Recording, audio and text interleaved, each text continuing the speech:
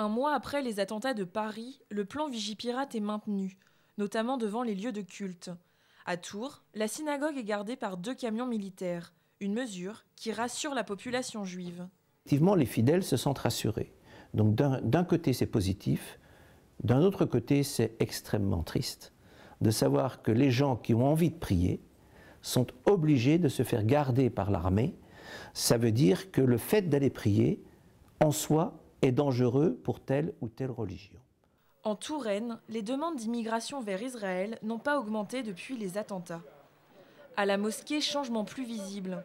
Des tracts sont distribués à la sortie de la grande prière du vendredi pour dissuader les candidats au djihad et condamner les attentats de Paris.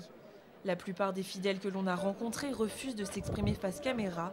Ils se disent lassés de devoir se justifier en permanence. Chacun est libre de pratiquer sa religion. La religion est une chose personnelle. En France, plusieurs actes anti-musulmans ont été recensés depuis l'attentat. Mais en Touraine, la situation est beaucoup plus calme. Non, je n'ai pas ressenti justement d'animosité contre la communauté nationale, contre les citoyens de confession musulmane. Vraiment, j'ai pas, au contraire, j'ai retrouvé une communauté assez apaisée, hein, si vous voulez. On a manifesté ensemble. Il y avait quand même toutes les confessions étaient regroupées. 35 000 personnes défilaient à Tours après les attentats. L'Union nationale était sur toutes les lèvres. Mais qu'en est-il aujourd'hui?